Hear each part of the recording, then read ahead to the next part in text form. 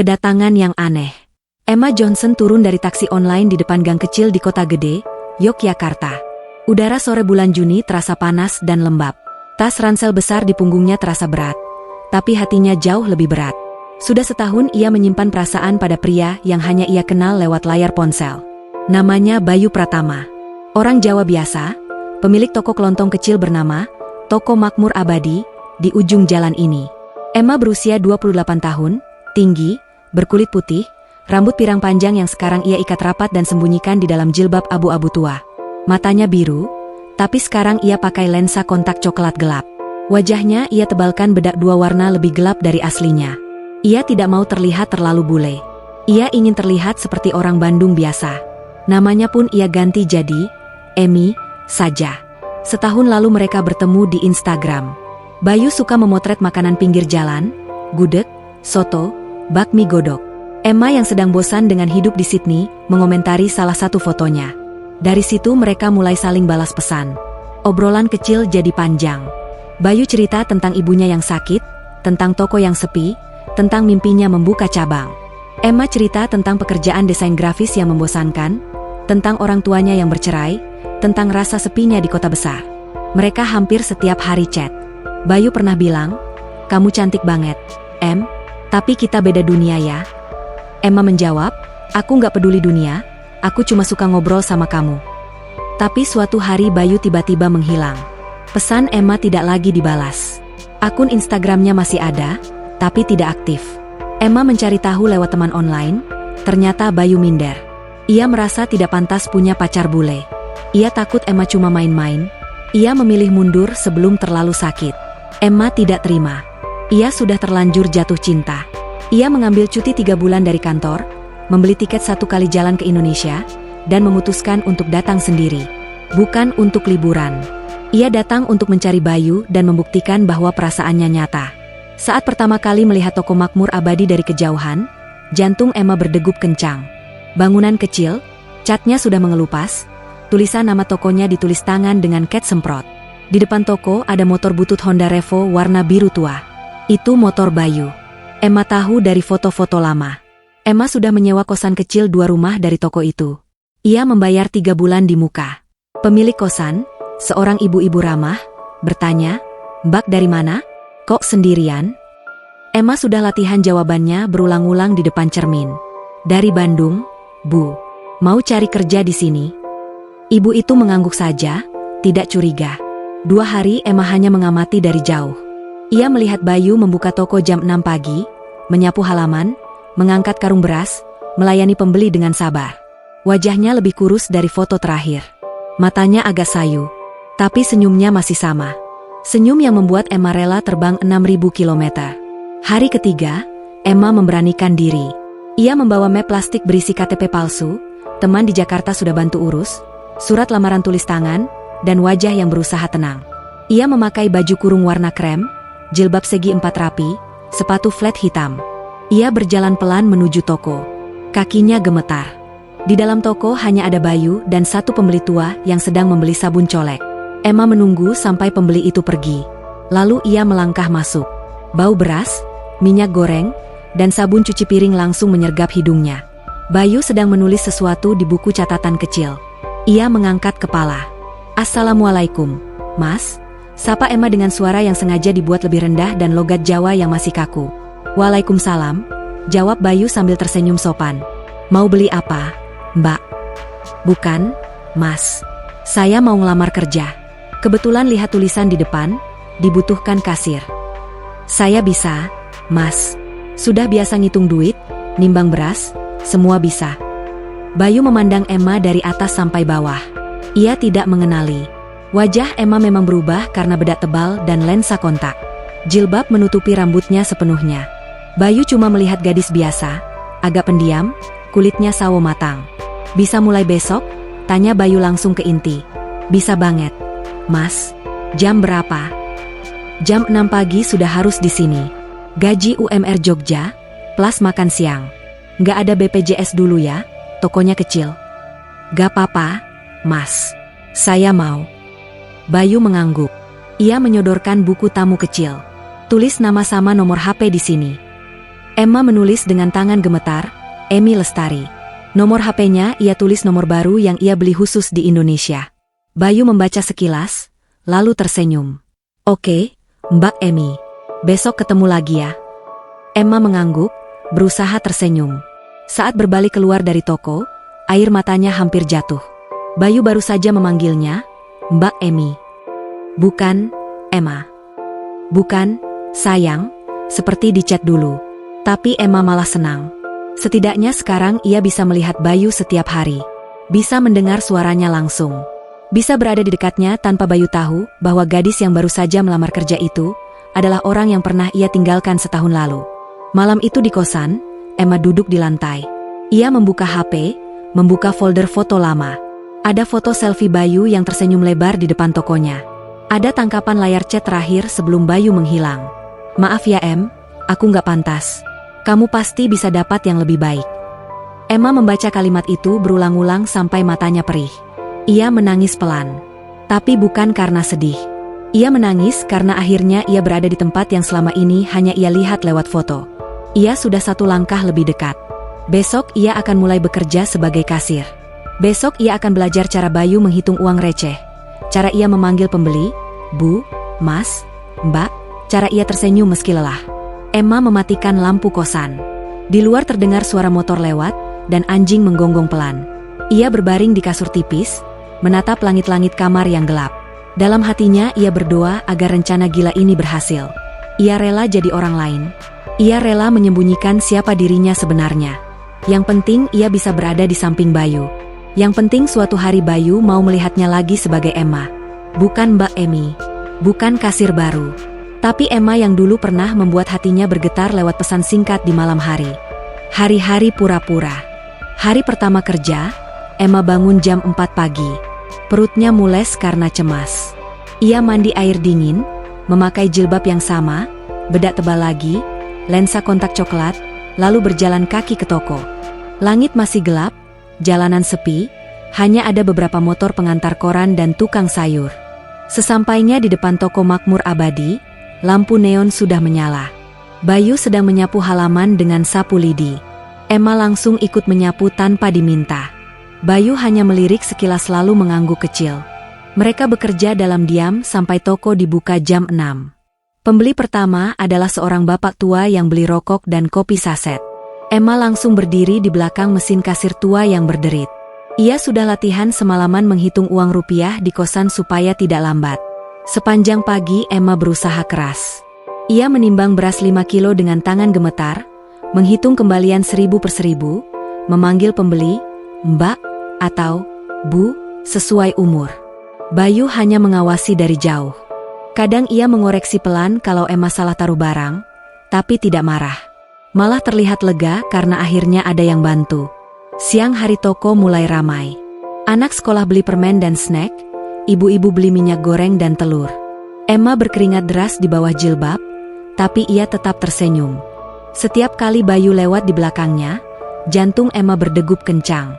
Kadang tangan mereka tidak sengaja bersentuhan saat menyerahkan plastik belanjaan. Emma langsung menunduk, takut wajahnya memerah terlihat. Jam istirahat makan siang, Bayu membawa 2 bungkus nasi kucing dari warung sebelah.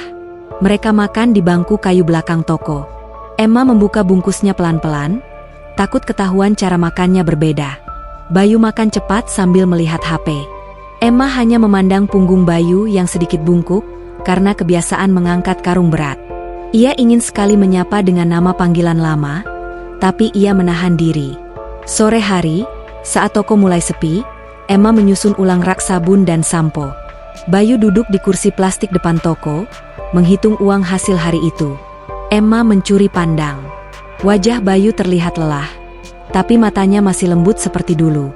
Emma teringat betapa dulu Bayu sering kirim voice note sambil tertawa kecil. Sekarang suara itu ada di depannya, nyata, tapi tidak lagi untuknya. Malam hari, setelah toko tutup jam 9, Emma membantu menurunkan pintu rolling door. Bayu mengunci gembok besar, lalu mengantar Emma sampai ujung gang karena sudah gelap. Mereka berjalan berdampingan tanpa banyak bicara. Hanya sesekali Bayu mengingatkan lubang di jalan atau motor yang lewat kencang. Di depan kosan, Emma mengucapkan terima kasih pelan. Bayu hanya mengangguk lalu pulang. Begitulah hari-hari pertama berlalu. Emma datang lebih pagi setiap hari. Ia menyapu halaman, menyeduh kopi hitam tanpa gula untuk Bayu, mengelap meja kasir sampai mengkilat. Ia belajar cepat. Dalam seminggu ia sudah hafal harga semua barang, tahu mana sabun colek yang paling laku, tahu ibu-ibu mana yang selalu minta diskon. Bayu mulai sering memuji dalam hati. Kasir barunya rajin, pendiam, dan tidak pernah mengeluh meski keringat menetes ke jilbab. Tapi di balik semua itu, Emma menangis hampir setiap malam. Di kamar kosan yang pengap, ia duduk di lantai, memeluk lutut.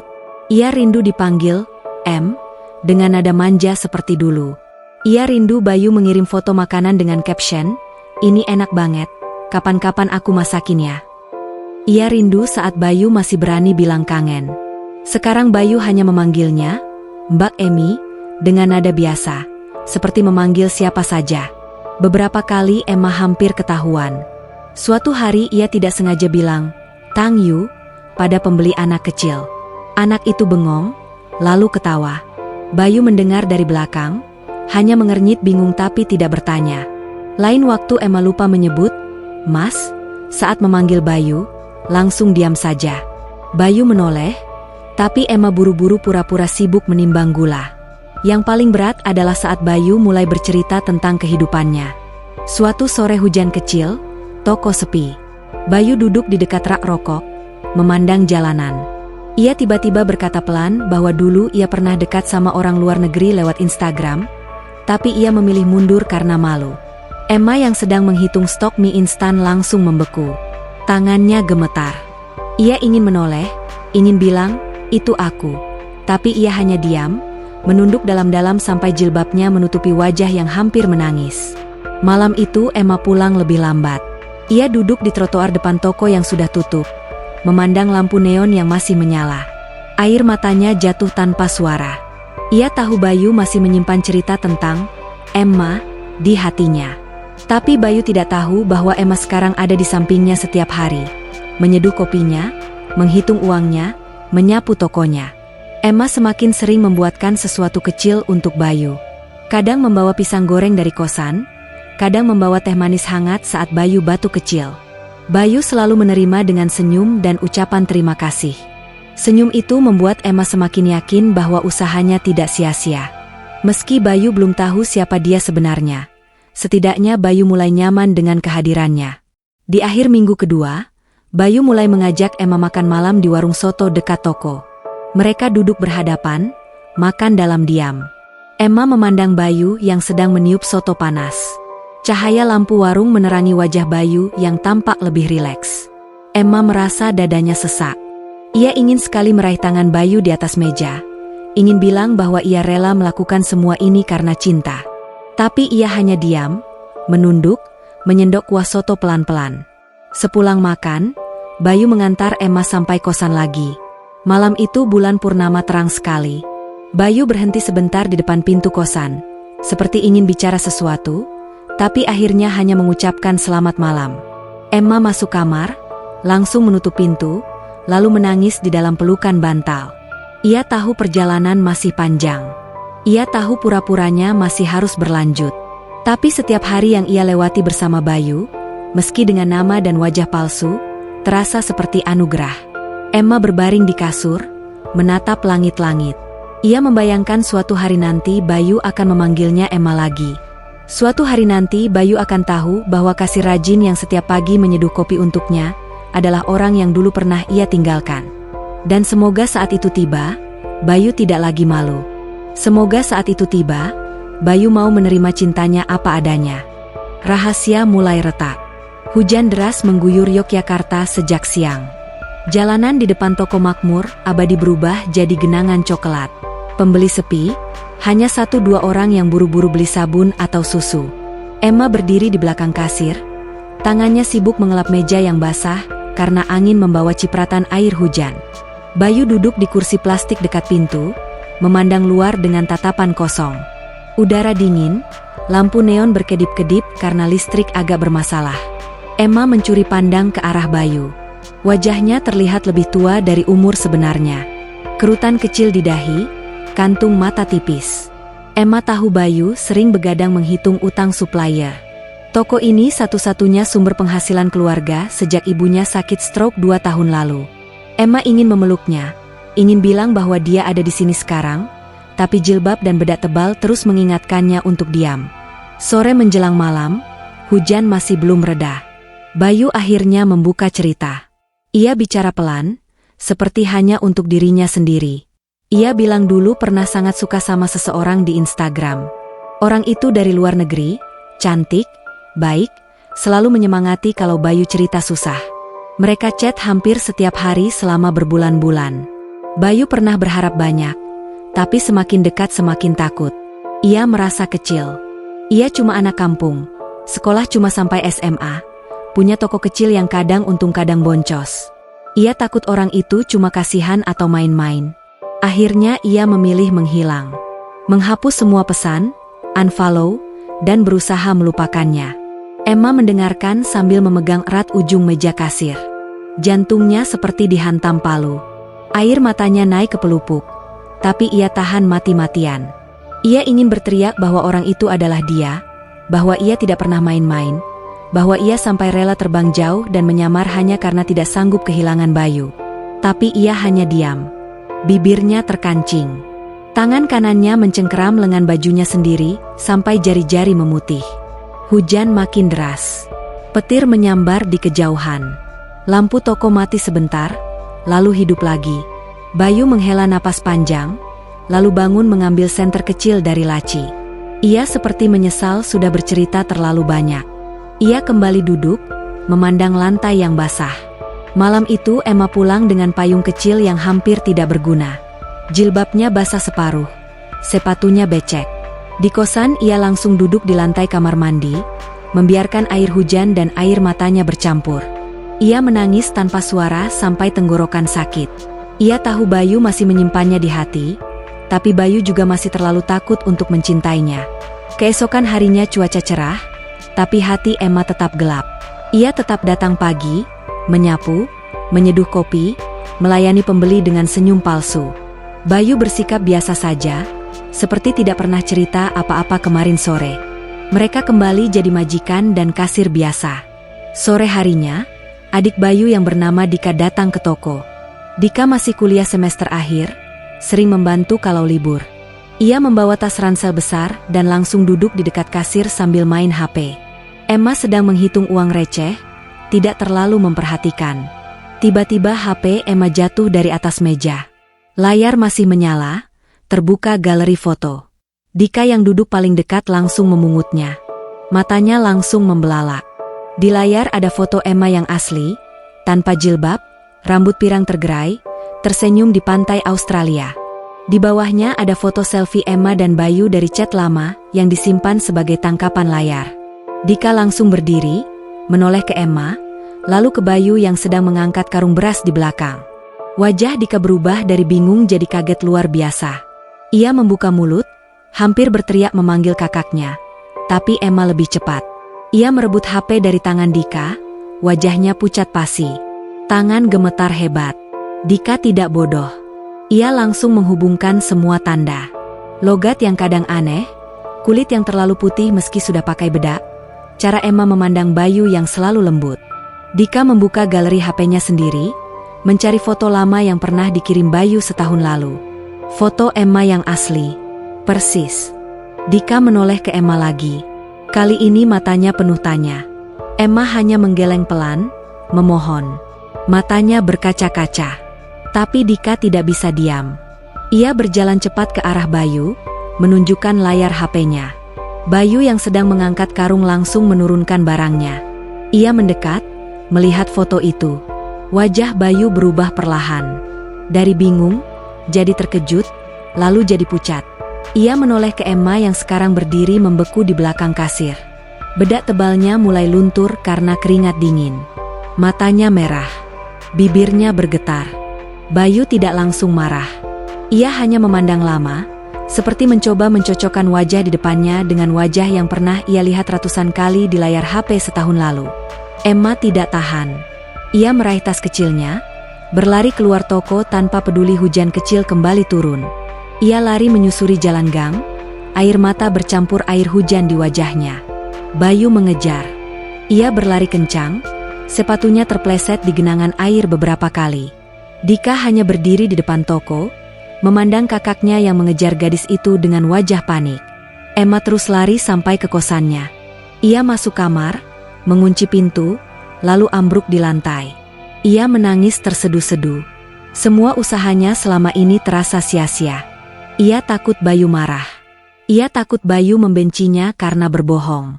Ia takut semuanya berakhir sebelum benar-benar dimulai. Di luar, Bayu sudah sampai. Ia mengetuk pintu keras-keras, memanggil nama, Emma, untuk pertama kalinya setelah setahun lebih. Suaranya parau karena lari dan karena perasaan yang bercampur aduk. Tapi Emma tidak membuka. Ia hanya duduk di dalam, memeluk lutut, menangis sampai dadanya sesak. Hujan semakin deras. Bayu akhirnya berhenti mengetuk. Ia berdiri di teras kosan, basah kuyup, memandang pintu yang terkunci. Ia tidak tahu harus marah, sedih, atau malah lega. Yang ia tahu hanya satu, gadis yang selama ini ia anggap Mbak Emi ternyata adalah Emma. Emma yang dulu ia tinggalkan karena takut. Emma yang sekarang ada di depannya, tapi lagi-lagi ia buat menangis. Penyesalan Bayu. Hujan sudah reda, tapi jalanan masih basah dan berbau tanah. Bayu berdiri di depan pintu kosan Emma selama hampir setengah jam. Baju dan celananya menempel lengket di badan. Rambutnya menetes-netes. Ia mengetuk berkali-kali, memanggil nama Emma pelan, lalu semakin keras, tapi pintu tetap terkunci. Akhirnya ia menyerah. Ia berjalan pulang perlahan, kepala tertunduk, pikiran kacau. Sampai di rumah kecilnya di belakang toko, Bayu langsung masuk kamar tanpa menyalakan lampu. Ia duduk di lantai, bersandar ke dinding. Di depannya ada HP lama yang jarang dipakai. Ia menyalakannya, baterai tinggal 15%. Ia membuka folder chat yang sudah lama tidak disentuh. Nama kontaknya masih Emma Globe dengan Asia Australia. Foto profilnya masih yang dulu, Emma tersenyum di bawah pohon palem. Bayu membuka pesan-pesan lama satu persatu. Ia membaca dari bawah, dari pesan terakhir yang ia kirim setahun lalu. Maaf ya Em, aku nggak pantas. Kamu pasti bisa dapat yang lebih baik. Di atasnya ada ratusan pesan Emma yang tidak pernah dibalas. Ada yang cuma stiker hati, ada yang panjang, ada yang hanya, B, kamu kenapa hilang? Bayu membaca semuanya tanpa berkedip. Dadanya sesak. Ia baru sadar betapa banyak Emma sudah berusaha mengejarnya, sementara ia malah lari. Ia sampai ke pesan paling awal, saat mereka masih saling sapa canggung. Emma pernah kirim foto dirinya memegang papan tulis bertuliskan, "Semangat Bayu, tokonya pasti rame lagi." Bayu ingat saat itu tokonya hampir bangkrut karena saingan minimarket baru. Pesan itu membuatnya tersenyum berhari-hari. Tapi ia tetap memilih mundur karena malu. Malam itu Bayu tidak tidur. Ia hanya duduk memandang layar HP sampai baterai habis. Pagi harinya ia tidak buka toko. Ia telepon Dika bilang sakit. Padahal badannya sehat, hatinya yang sakit. Ia berbaring di kasur, menatap langit-langit penuh sarang laba-laba. Ia membayangkan wajah Emma yang lari keluar toko kemarin, wajah yang pucat, mata merah, bedak luntur memperlihatkan kulit putih di bawahnya. Dika datang siang hari membawa bubur ayam. Ia masuk kamar, melihat kakaknya masih memakai baju basah kemarin. Dika tidak banyak bicara. Ia cuma taruh bubur di meja, lalu duduk di lantai. Setelah lama diam, Dika akhirnya membuka mulut. Ia bilang bahwa Emma tadi pagi datang ke toko sebentar, cuma ambil barang-barangnya di laci kasir, lalu pergi tanpa bicara apa-apa. Wajahnya datar, mata bengkak. Dika bilang Emma meninggalkan kunci toko di meja. Bayu langsung duduk. Ia merasa dadanya seperti ditusuk. Ia tahu Emma pasti sangat terluka. Ia yang membuat Emma menangis lagi, padahal dulu ia sudah janji dalam hati tidak akan melukainya. Sore hari Bayu akhirnya mandi dan ganti baju. Ia berjalan ke kosan Emma. Pintu kamar sudah digembok pemilik kosan. Ibu kosan bilang Emma baru saja check out, membayar sisa sewa, lalu pergi naik taksi ke stasiun. Bayu bertanya kemana, ibu kosan tidak tahu pasti, cuma bilang Emma membawa koper besar. Bayu pulang dengan langkah gontai. Ia masuk toko yang masih tutup, menyalakan lampu. Semua terasa kosong tanpa Emma di belakang kasir. Ia membuka laci tempat Emma biasa menyimpan dompet kecilnya. Di dalamnya ada amplop putih. Nama Bayu ditulis dengan tulisan tangan yang rapi. Bayu duduk di kursi kasir, membuka amplop itu dengan tangan gemetar. Di dalamnya ada 2 lembar kertas folio penuh tulisan. Emma menulis bahwa ia minta maaf sudah berbohong.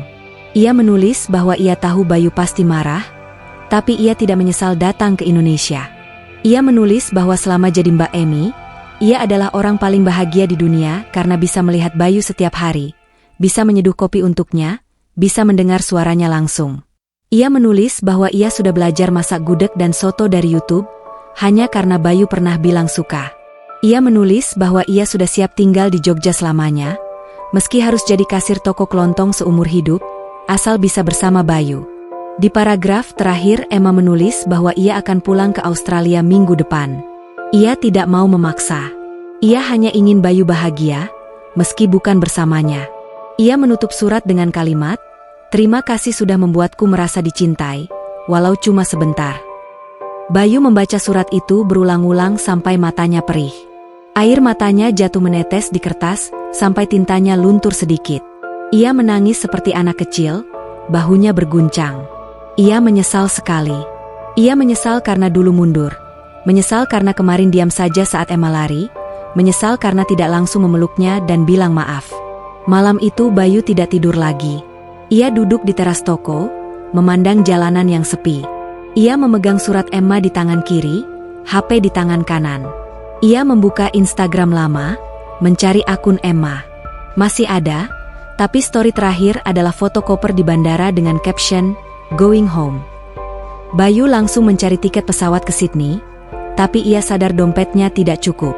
Ia hanya punya tabungan 15 juta, belum cukup untuk tiket pulang pergi. Bayu menutup mata. Ia berdoa dalam hati, meminta kesempatan kedua. Ia berjanji kalau Emma masih mau kembali, ia tidak akan mundur lagi. Ia tidak akan malu lagi. Ia akan bilang cinta meski suaranya gemetar.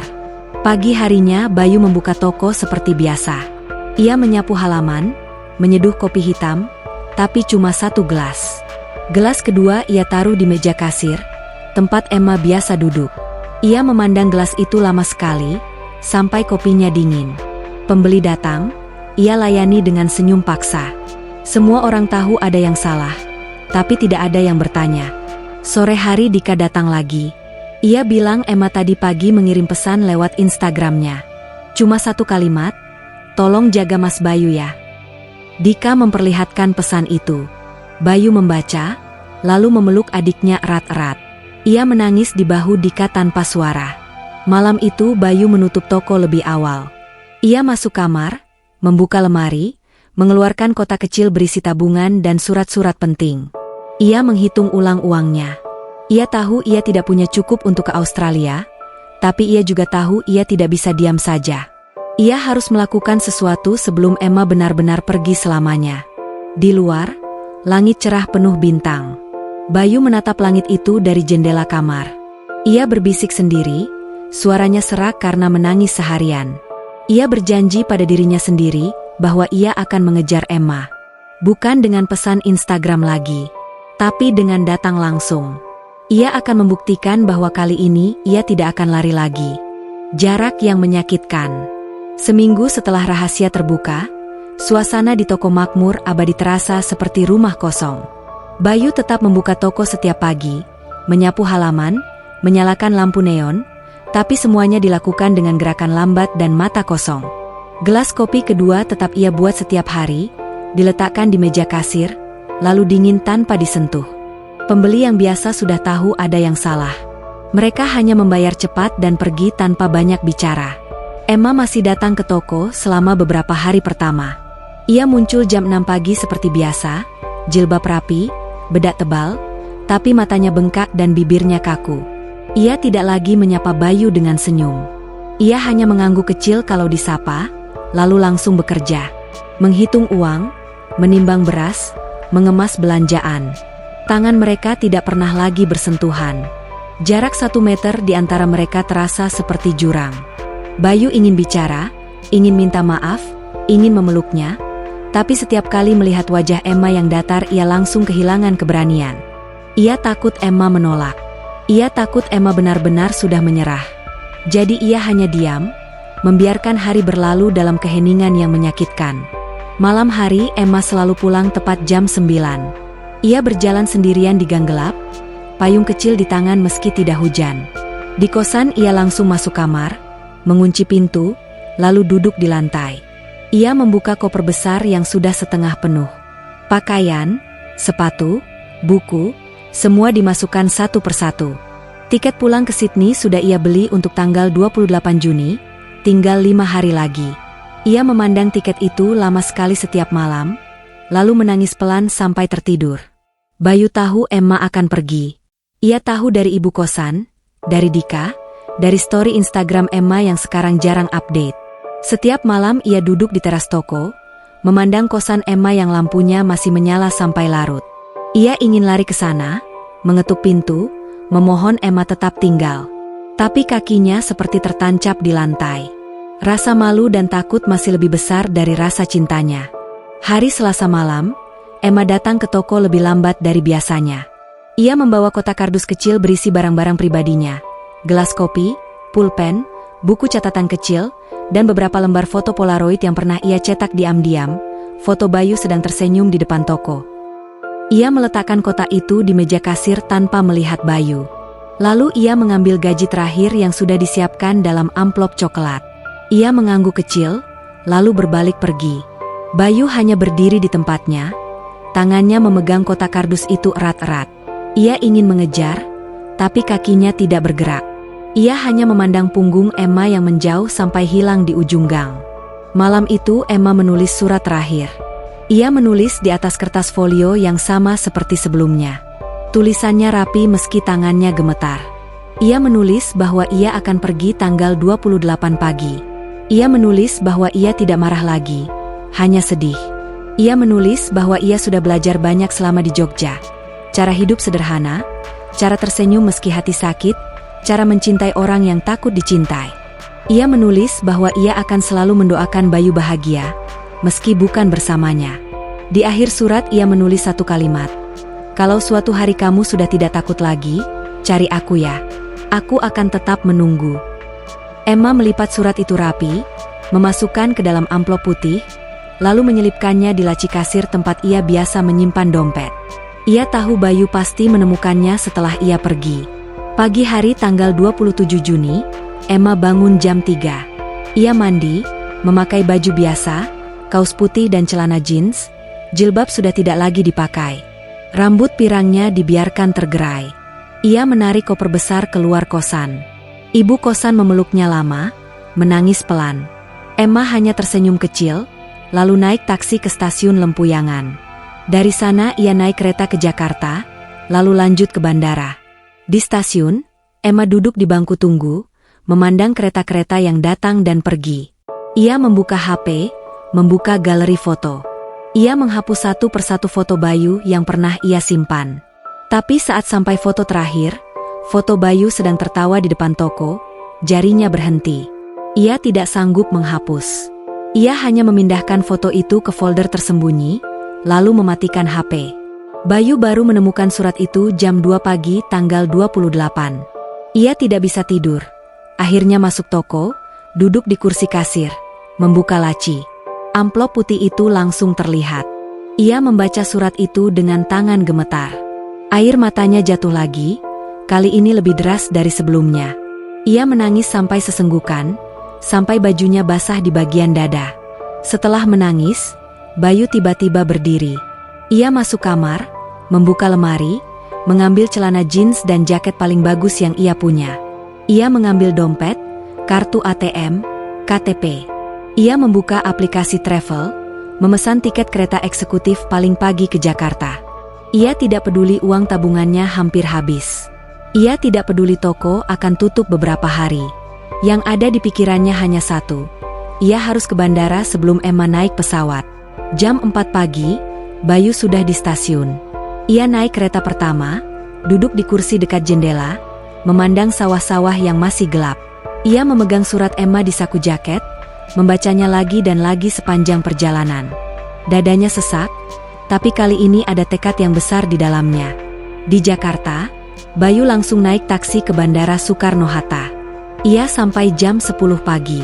Terminal internasional ramai sekali. Ia berlari sambil membawa tas kecil, mata mencari-cari papan pengumuman keberangkatan ke Sydney. Penerbangan Kiev 42, Gate 12, boarding mulai jam 11.30. Bayu lari lagi. Ia tidak punya tiket, tidak boleh masuk area keberangkatan, tapi ia tetap nekat. Ia berdiri di depan pintu masuk imigrasi, memandang kerumunan orang-orang yang antre. Matanya mencari rambut pirang, tubuh tinggi, koper besar warna biru tua yang pernah ia lihat di foto. Emma sudah berada di dalam antrean imigrasi. Ia memandang jam tangan, masih ada 30 menit. Ia menarik napas panjang, mencoba tenang. Di dalam hatinya ia masih berharap ada keajaiban, tapi ia tahu itu tidak mungkin. Ia melangkah maju satu langkah. Di luar, Bayu mulai panik. Ia naik ke lantai atas, memandang dari balkon kaca yang mengarah ke area imigrasi. Matanya menyapu ratusan kepala. Akhirnya ia melihatnya. Rambut pirang tergerai, tubuh tinggi, koper biru tua. Emma. Jantung Bayu hampir berhenti. Ia berlari lagi, turun tangga, mendorong kerumunan orang. Ia sampai di depan pintu kaca yang memisahkan area umum dan area imigrasi. Ia menempelkan tangan ke kaca, memukul-mukul pelan, berteriak nama Emma sekuat tenaga. Emma yang sudah hampir sampai loket imigrasi mendengar suara samar. Suara yang ia kenal sangat baik. Ia membeku, lalu perlahan menoleh.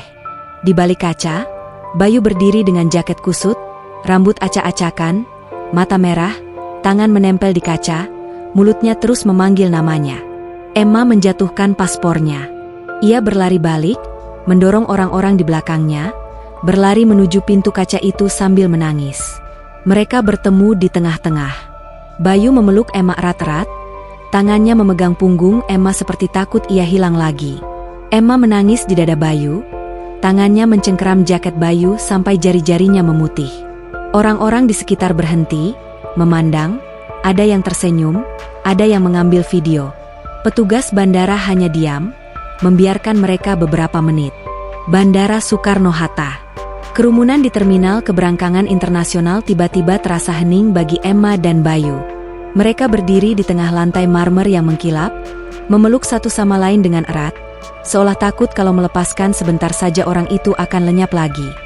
Jaket Bayu basah oleh air mata Emma. Baju kaos Emma basah oleh keringat dan air mata Bayu. Bau sabun murah dari baju Bayu bercampur parfum mahal yang Emma pakai sebelum naik pesawat. Semuanya terasa nyata. Petugas bandara mendekat pelan, memberi isyarat bahwa mereka tidak boleh terlalu lama di area itu. Bayu mengendurkan pelukannya sedikit, tapi tangannya tetap memegang lengan Emma erat-erat. Ia menatap mata biru Emma yang sekarang sudah kembali terlihat, karena lensa kontak dilepas di toilet bandara. Mata itu merah dan bengkak, tapi masih indah seperti dulu. Emma mengambil napas dalam-dalam. Ia menatap wajah Bayu yang kurus, pipi cekung, kumis tipis yang tidak dicukur rapi. Ia melihat jaket lusuh yang sama yang pernah Bayu pakai di foto 2 tahun lalu. Ia melihat tangan kasar Bayu yang penuh kapalan, karena mengangkat karung beras setiap hari. Semuanya sama seperti yang ia cintai. Mereka berjalan perlahan menuju bangku kosong di sudut terminal. Bayu menarik koper besar Emma dengan satu tangan satunya terus menggenggam tangan Emma. Mereka duduk berdampingan. Orang-orang masih melirik, ada yang tersenyum kecil, ada yang berbisik, tapi mereka tidak peduli. Bayu mengeluarkan dompet kecil dari saku belakang. Di dalamnya hanya ada KTP, kartu ATM, dan uang cash sisa dari tabungannya. Ia membuka dompet itu di depan Emma, memperlihatkan bahwa hampir kosong. Ia hanya tersenyum kecil, seperti bilang, "Aku nekat sampai sini tanpa rencana pulang." Emma langsung memahami. Ia membuka tas kecilnya, mengeluarkan kartu kredit, lalu memesan 2 tiket kereta eksekutif kembali ke Jogja untuk sore itu juga lewat aplikasi di HP. Mereka tidak banyak bicara. Hanya saling pandang, saling pegang tangan, saling hapus air mata yang masih jatuh sesekali. Papan pengumuman menunjukkan pesawat ke Sydney sudah take off tanpa Emma. Emma hanya melirik sekilas, lalu tersenyum tipis. Ia tahu keputusan sudah benar. Jam 2 siang mereka naik bus Damri menuju stasiun Gambir. Di dalam bus mereka duduk berdampingan. Emma merebahkan kepala di bahu Bayu. Bayu memegang tangan Emma sepanjang perjalanan. Di luar jendela, Jakarta macet seperti biasa. Tapi di dalam hati mereka terasa damai untuk pertama kalinya setelah sangat lama.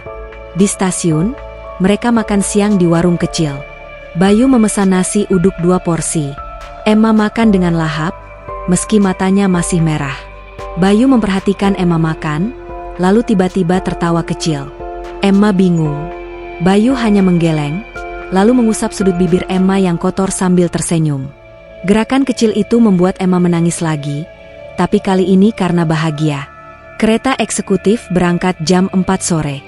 Mereka dapat kursi berhadapan dekat jendela. Sepanjang perjalanan dari Jakarta ke Jogja, mereka hanya diam atau bicara pelan tentang hal-hal kecil. Bayu cerita ibunya sudah agak baikan setelah rutin fisioterapi. Emma cerita bahwa selama di Jogja, ia sudah bisa naik angkot sendirian. Mereka tertawa kecil bersama untuk pertama kalinya setelah semua drama.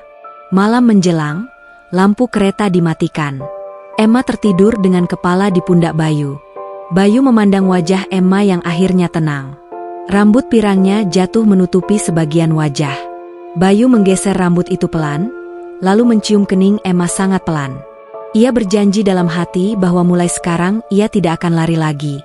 Kereta sampai di stasiun Tugu jam 10 malam. Udara Jogja dingin. Bayu mengambil jaketnya, memakaikan ke Emma yang menggigil. Mereka naik taksi online ke rumah Bayu. Di dalam taksi Emma memegang tangan Bayu erat-erat, takut kalau ini hanya mimpi. Rumah kecil di belakang toko sudah gelap. Dika yang diberi kabar lewat pesan langsung membukakan pintu. Ia memandang Emma yang berdiri di samping kakaknya, lalu tersenyum lebar dan memeluk Emma tanpa banyak bicara. Ibunya Bayu yang sudah bisa duduk di kursi roda juga tersenyum dari ruang tamu. Matanya berkaca-kaca melihat anaknya pulang membawa calon menantu. Malam itu Emma tidur di kamar Dika yang dipinjamkan. Bayu tidur di ruang tengah dengan tikar tipis. Sebelum tidur, Bayu masuk sebentar ke kamar Emma, membawa segelas teh hangat. Ia duduk di pinggir kasur, memandang Emma yang sudah memakai piyama besar pinjaman Dika. Mereka saling pandang lama. Bayu akhirnya memegang tangan Emma, mencium punggung tangannya pelan, lalu keluar tanpa suara. Pagi harinya, toko dibuka lagi seperti biasa. Bedanya, kali ini Emma berdiri di belakang kasir dengan wajah asli, tanpa jilbab, tanpa bedak tebal, rambut pirang diikat ekor kuda tinggi. Pembeli yang sudah kenal langsung heboh. Ada yang bertanya-tanya, ada yang langsung tahu dari cerita Dika. Tetangga berdatangan, ibu-ibu membawa kue, bapak-bapak mengucapkan selamat. Toko yang biasanya sepi tiba-tiba ramai. Emma melayani pembeli dengan senyum lebar. Bayu berdiri di sampingnya, sesekali memandang Emma dengan mata penuh cinta yang tidak lagi disembunyikan. Ia tidak malu lagi. Ia bangga. Ia ingin semua orang tahu bahwa gadis bule tinggi di sampingnya adalah miliknya. Sore hari, setelah toko tutup, mereka duduk di teras. Emma merebahkan kepala di bahu Bayu. Bayu memegang tangannya erat-erat. Mereka memandang jalanan gang yang mulai sepi. Motor lewat sesekali, anjing tetangga menggonggong pelan. Semuanya terasa biasa, tapi bagi mereka sangat berarti. Emma mengeluarkan HP, membuka galeri, memperlihatkan foto tiket pesawat ke Sydney yang sudah hangus. Bayu tertawa kecil, lalu memeluk Emma dari samping. Ia tahu mulai sekarang hidupnya tidak akan sama lagi. Ia tidak lagi sendiri. Ia punya Emma. Dan Emma punya dia. Malam itu mereka tidur di kamar yang sama untuk pertama kalinya, hanya berpelukan di atas kasur kecil, tidak lebih. Bayu memeluk Emma dari belakang, dagunya di atas kepala Emma. Ia berbisik pelan di telinga Emma, bahwa ia akan menikahi Emma secepat mungkin. Emma hanya mengangguk, air matanya jatuh lagi, tapi kali ini karena bahagia yang terlalu besar. Di luar rumah, bintang-bintang bersinar terang. Adzan Isya terdengar dari masjid dekat gang. Semua terasa pas. Semua terasa sudah di tempatnya masing-masing. Akhir yang manis. 3 bulan berlalu sejak hari di bandara. Hidup di gang kecil kota gede kembali tenang, tapi kali ini tenang yang penuh suara tawa. Toko makmur abadi tidak pernah lebih ramai. Pagi sampai sore selalu ada pembeli yang datang bukan cuma belanja, tapi juga ingin melihat Mbak Emma yang sudah jadi cerita seluruh kampung. Ada yang bawa anak kecil supaya bisa foto bareng bule, ada yang bawa kue bolu buat Emma, ada yang cuma duduk ngobrol sambil beli sabun colek. Emma sudah lancar berbahasa Jawa ngoko kasar. Ia memanggil pembeli, Mas, Mbak, Bu, Pak, dengan logat yang masih agak kaku tapi sudah enak didengar. Rambut pirangnya selalu diikat tinggi, kadang dikepang 2 kalau lagi santai. Kulitnya tidak lagi putih susu karena sering kepanasan di depan toko, tapi Bayu malah bilang lebih cantik begitu. Ia tetap jadi kasir, menghitung uang dengan cepat, menimbang beras 5 kilo tanpa timbangan digital, dan selalu ingat harga semua barang. Bayu sekarang berani pegang tangan Emma di depan orang. Kalau toko sepi, ia suka berdiri di belakang Emma, memeluk pinggangnya dari belakang sambil pura-pura bantu hitung uang. Pembeli yang lihat cuma tersenyum atau bercanda, "Wah, Mas Bayu sudah nggak malu lagi ya?" Bayu cuma ketawa, pipinya merah. Hari Sabtu pagi, Bayu mengajak Emma ke pasar Beringharjo. Ia bilang mau beli kain buat kebaya. Emma bingung, tapi ikut saja. Di pasar, Bayu memilih kain brokat putih dan kain jarik batik Parangkusumo. Ia membayar sendiri, tidak mau Emma tahu berapa harganya. Emma cuma tersenyum, sudah curiga tapi pura-pura tidak tahu. 2 minggu kemudian, penjahit langganan Ibu Bayu datang ke rumah membawa kebaya putih dan beskap hitam. Emma dipaksa mencoba. Ia berdiri di depan cermin kecil di kamar, memandang dirinya memakai kebaya kutu baru putih dengan sanggul ngebor dan bunga melati asli. Ia hampir tidak mengenali diri sendiri. Cantik sekali. Bayu berdiri di pintu kamar, memandang tanpa berkedip, matanya berkaca-kaca. Acara lamaran dilakukan sederhana di rumah. Hanya keluarga dekat dan tetangga satu RT. Bayu memakai beskap hitam, duduk bersila di atas tikar pandan. Ia membawa cincin sederhana dari emas 8 gram yang dibeli dari tabungan setahun terakhir. Cincin itu kecil, tapi Emma langsung menangis saat dipasangkan di jarinya. Ibu Bayu yang duduk di kursi roda memeluk Emma lama sekali, memanggilnya, "Nak," untuk pertama kalinya. Pernikahan digelar sebulan kemudian. Resepsi diadakan di halaman rumah yang diperluas dengan tenda terpal biru. Tamu tidak lebih dari 200 orang, tapi semua tetangga datang. Meja-meja plastik berjejer. Makanan disediakan prasmanan, gudeg, ayam goreng, soto, dan es teh manis. Tidak ada dekorasi mahal, hanya lampu kelap-kelip dan karangan bunga dari tetangga. Emma memakai kebaya putih yang sama, sanggul tinggi dengan melati segar. Bayu memakai beskap hitam lengkap dengan keris kecil. Saat akad nikah, suara Bayu gemetar tapi tegas mengucapkan ijab kabul satu napas. Saksi mengangguk. Semua tamu mengucapkan, "Sah," serentak. Emma menangis di balik sanggul, air matanya jatuh ke kain kebaya. Setelah akad, mereka foto-foto di depan toko. Tulisan, "Selamat menempuh hidup baru Mas Bayu Mbak Emma," dari lampu neon bekas dipasang di atas pintu rolling door. Anak-anak kampung berebut foto bareng. Ada yang bilang Emma mirip artis Hollywood, ada yang bilang Bayu beruntung banget. Malam harinya, setelah tamu pulang, rumah kembali sepi. Dika dan ibu sudah tidur. Emma dan Bayu duduk di teras toko yang lampunya masih menyala. Mereka memakai kaos biasa dan celana pendek. Emma merebahkan kepala di paha Bayu. Bayu mengelus rambut pirang yang sekarang sudah panjang lagi. Mereka diam lama, hanya mendengar suara jangkrik dan motor sesekali lewat. Lalu Bayu membuka mulut pelan. Ia bilang bahwa dulu ia takut sekali Emma akan bosan hidup sederhana di kampung. Ia takut Emma akan pulang kalau tahu hidupnya cuma buka toko kecil dari pagi sampai malam. Tapi sekarang ia tahu Emma tidak pernah minta lebih dari ini. Emma mengangkat kepala, menatap Bayu. Ia bilang bahwa selama ini ia cuma ingin Bayu tidak takut lagi. Ia bilang bahwa rumah kecil ini, toko ini, gang ini, sudah jadi rumahnya juga. Ia bilang bahwa setiap pagi bangun dan melihat Bayu menyeduh kopi sudah cukup membuatnya bahagia seumur hidup. Bayu menunduk, mencium kening Emma lama sekali. Lalu ia mengeluarkan sesuatu dari saku celana, kunci toko yang sudah dililit pita merah kecil. Ia memberikannya ke Emma. Ia bilang mulai besok nama di atas pintu toko akan diganti jadi Toko Makmur Abadi Bayuth Emma. Emma memandang kunci itu, lalu memeluk Bayu erat-erat sampai mereka hampir jatuh dari bangku kayu. Setelah itu mereka masuk rumah. Lampu toko dimatikan. Pintu rolling door diturunkan. Di dalam kamar kecil yang sekarang jadi kamar mereka, kasur tipis sudah diganti kasur spring bed sederhana hasil patungan tetangga. Mereka berbaring berdampingan, tangan saling genggam. Di luar, adzan subuh mulai terdengar pelan. Emma menutup mata, tersenyum dalam gelap. Ia tahu hidupnya sekarang benar-benar dimulai. Bukan lagi pura-pura jadi Mbak Emmy. Bukan lagi menunggu di belakang layar HP. Sekarang ia benar-benar istri Bayu.